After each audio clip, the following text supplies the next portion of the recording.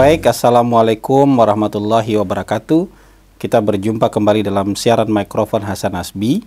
Sekarang edisi briefing pagi sudah masuk ke episode yang ke-14 ya. Dan kali ini judul briefing paginya adalah Adab terpuruk jauh di bawah ilmu. Jadi ini sebenarnya merupakan respon dan komentar saya terhadap debat capres yang terakhir beberapa hari yang lalu ya. Jadi saya ingin mengomentari beberapa hal. Saya tidak mau terlalu jauh masuk ke dalam hal-hal yang sifatnya teknis ya. Karena teknis soal pertahanan, keamanan, soal geopolitik, hubungan luar negeri dan globalisasi mungkin ada orang yang lebih ahli untuk menjelaskan itu. Saya ingin mengkomentari apa-apa yang mungkin secara common sense bisa kita nilai, bisa dinilai oleh masyarakat awam. Nah, saya melihat kemarin ada dua catatan saya. Catatan saya untuk perdebatan kemarin. Yang pertama catatan saya adalah meskipun misalnya tema debatnya luas, soal pertahanan, keamanan, soal hubungan internasional, soal geopolitik, kemudian juga soal globalisasi, tapi kayaknya ada dua pasangan yang ingin secara fokus mungkin untuk memperdebatkan soal kinerja Menteri Pertahanan gitu ya. Jadi kita nggak membahas soal pertahanan secara umum, tapi mereka mau lebih fokus untuk membahas kinerja Kementerian Pertahanan. Yang kalau misalnya itu untuk dibahas lebih dalam mungkin tidak bisa disampaikan ke depan publik karena banyak data-datanya merupakan data rahasia. Berapa kita punya persenjataan secara total, ya? Persenjataannya jenisnya apa saja, ya? Amunisi kita tinggal berapa, ya? Apa saja yang kita beli dan kita siapkan untuk mempertahankan negara kita? Berapa kesiapan sumber daya untuk dari berbagai macam sektor pertahanan? Yang menurut saya data-data itu bukan konsumsi publik, ya. Konsumsi orang-orang di DPR mungkin, tapi bukan konsumsi publik. Jadi itu bagian dari strategi pertahanan. Tapi ya begitulah, kira-kira seperti itu. Dan yang kedua catatan saya kemarin itu ada terjadi kesengajaan untuk melakukan disinformasi. Saya kata-katanya masih halus ya. Kalau sebenarnya kata-kata orang awamnya kesengajaan untuk menebar fitnah dalam rangka menghasut publik. Nah, ini yang mau kita bahas sebenarnya.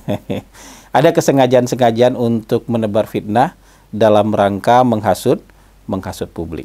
Jadi ada salah satu calon presiden yang kemarin itu dari pembukaan itu sudah dengan sengaja menebar hoax. Itu bukan salah data. Kalau salah dan keliru data bisa dipahami. Tapi ini memang sengaja untuk dilakukan agar bisa menghasut orang, Ya, jadi hoax dan fitnah pertama yang disampaikan itu adalah soal kepemilikan lahan Pak Prabowo 340 hektar katanya. Yang kemudian dikoreksi pada sesi kedua menjadi 340.000 hektar. Ini kemudian dibandingkan dengan kondisi prajurit yang sebagian ya, yang separuhnya belum punya rumah. Tapi prajurit semua tinggal di asrama ya. Ya, tapi ada separuh yang belum punya rumah. Nah, ini kan sebenarnya nggak ada hubungan pertama. Karena kalaupun Pak Prabowo bukan Menteri Pertahanan, ya dia punya tanah yang cukup luas dibandingkan rata-rata orang Indonesia. Meskipun misalnya Pak Prabowo jadi Menteri Koperasi. Ya, dia jadi Menteri Koperasi kan tanahnya segitu juga. Pak Prabowo nggak jadi menteri, tanahnya segitu juga. Mungkin malah berkurang tanahnya, ya karena ada beberapa yang digadaikan untuk mempromosikan orang-orang tertentu. Ada yang dijual untuk mempromosikan orang-orang tertentu pada masa lalu. Mungkin berkurang tanahnya, tanah yang milik dia pribadi. Jadi sebenarnya nggak ada urusannya dengan jabatan Pak Prabowo sebagai Menteri Pertahanan, jumlah tanah yang dimiliki oleh Pak Prabowo. Fitnah yang berikutnya itu tanah yang dimiliki oleh Pak Prabowo itu bukan 340 hektar. Bukan juga 340.000 hektar. Itu makanya Pak Prabowo berkali-kali bilang data Anda salah. Data Anda keliru. Ya, Anda punya data dari mana gitu ya. Terus tiba-tiba, ya kalau gitu buka dong datanya di sini. Ngapain juga Pak Prabowo disuruh membuka data pribadinya dia? Ya, di depan umum. Ada LHKPN, ya. LHKPN Pak Prabowo yang hari ini bisa diperiksa. Itu kalau dijumlah-jumlah, ya, total kepemilikan tanahnya Pak Prabowo dalam LHKPN Pak Prabowo itu nggak nyampe 100 hektar. Mungkin cuma sekitar 60 hektar kalau mau dihitung-hitung, bahkan mungkin nggak sampai. Dulu mungkin pernah lebih luas daripada itu, tapi mungkin ada yang sudah digadai, ada yang sudah dijual untuk mempromosikan orang yang kehilangan jabatan supaya dapat terpilih jadi kepala daerah. Ya kan? Ya mungkin lebih dulu pernah lebih dari segitu, tapi sekarang laporan tahun 2022 ya cuma segitu. Saya rasa nggak nyampe 60 hektar.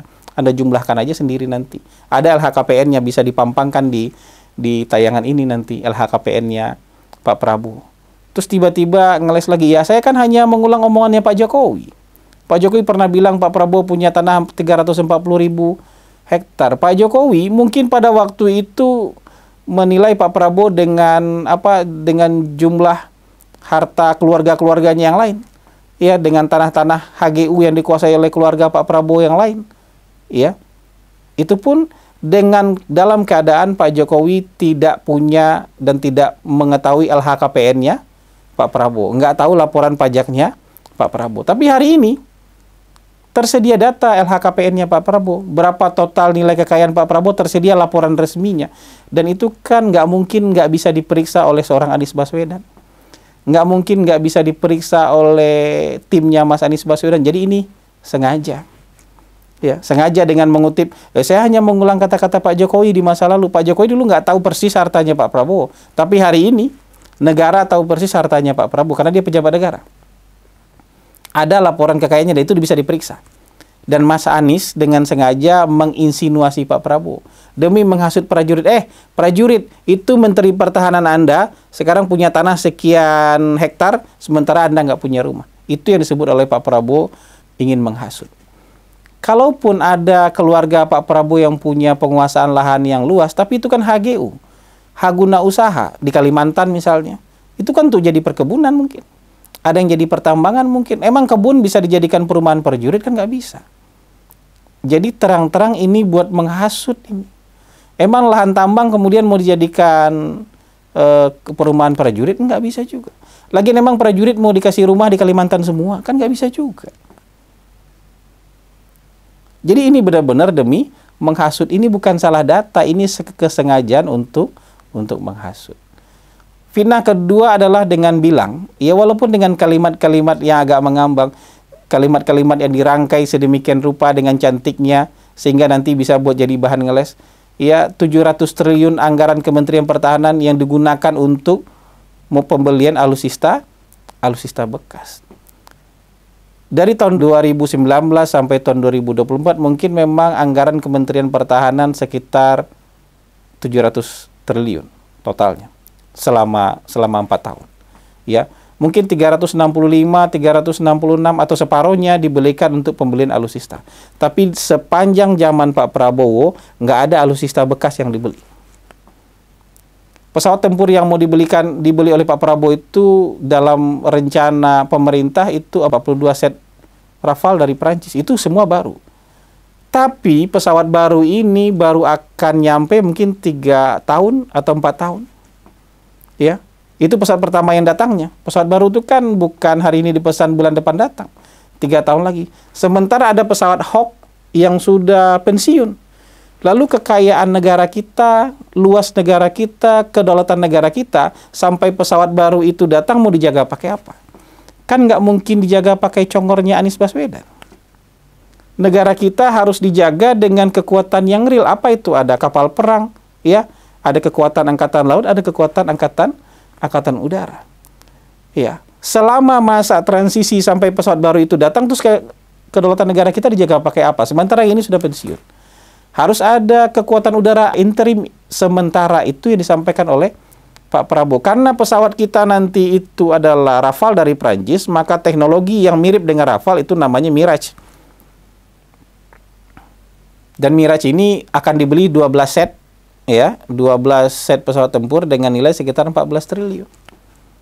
14 triliun, bukan 700 triliun untuk beli pesawat bekas. Kalau kita mau fair, 30 pesawat F-16 kita yang hari ini masih berfungsi, itu juga pesawat bekas yang dibeli dalam kurun waktu 2009-2012. Jadi ini juga mau memfitnah ini. Bukan dia nggak tahu data, dia tahu datanya, di internet ada. Anak SD nyari di internet juga ketemu data itu. Tapi sengaja disampaikan untuk memfitnah. Jadi menurut saya nggak apa-apa dilaporkan ini. Ini kesengajaan, ini bukan salah data ini. Ini kesengajaan untuk memfitnah. Kenapa? Karena adabnya jauh terpuruk di bawah ilmu. Kalau orang-orang pesantren bilang, santri-santri bilang adab di atas ilmu. Iya. Kalaupun ilmu kita tinggi, adab harus dikedepankan. Kalau ini adabnya udah nggak ada ini. Sampai 2 orang capres bergunjing. Berapa skor yang mau Anda berikan kepada Kementerian Pertahanan di bawah Prabowo Subianto? Ada yang kasih 5. Itu pun buat saya sudah su'ul adab itu. Ada yang kasih 1,1. Ya 11 dari 100 itu kan 1,1. Ini lebih su'ul adab lagi. Dosen-dosen killer aja, ya, itu biasanya berapapun pintarnya mahasiswa dikasih C sama dia. Tapi yang ngasih 1,1 ini bukan dosen killer, ini dosen sarap ini. Apa coba indikatornya? Pertahanan kita bagus, ya, kesejahteraan prajurit kita ditingkatkan, ya, disiplin militer kita luar biasa. Mereka nggak ditarik-tarik ke politik sampai hari ini, ya. Institusi tentara nasional kita di approval ratingnya paling tinggi dari semua institusi. Kementerian Pertahanan dalam berbagai survei itu menjadi kementerian dengan kinerja terbaik menurut persepsi publik. Ya, hanya karena demi pilpres, hanya karena kebencian, hanya karena adab yang buruk, kemudian diberi angka 1,1. Jadi menurut saya itu yang mau saya komentari gitu. Ya kita mau jadi bangsa yang beradab, tapi kita dipertontonkan dengan calon-calon pemimpin yang adabnya jauh terpuruk di bawah ilmu.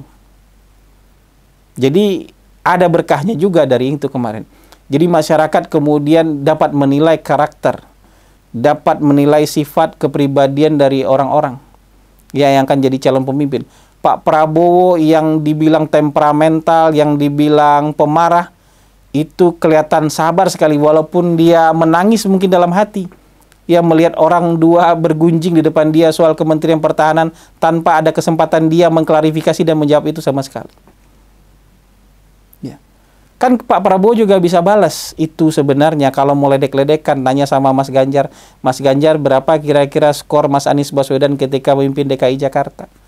Kemudian tanya balik juga ke Mas Anies, berapa kira-kira skor Mas Ganjar ketika jadi gubernur Jawa Tengah? Tapi itu kan nggak beradab. Pak Prabowo nggak pernah mau menunjukkan sesuatu yang tidak beradab. Makanya ketika Mas Anies mempertanyakan soal etik lagi di akhir debat, Pak Prabowo bilang Anda nggak punya hak untuk bicara etik. Itu udah saking mangkalnya, itu saking marahnya itu. Itu pun dia nggak mau buka. Nggak mau buka rahasia yang dia pendam dalam-dalam soal etik kalau mau bicara etik dengan Anies Baswedan. Berapa kali saya bilang dalam siaran podcast saya, kalau mau bicara etik, ya Pak Prabowo bisa bilang, Anda nggak berhak bicara etika di depan saya. Gitu. Jadi, tapi ada berkahnya.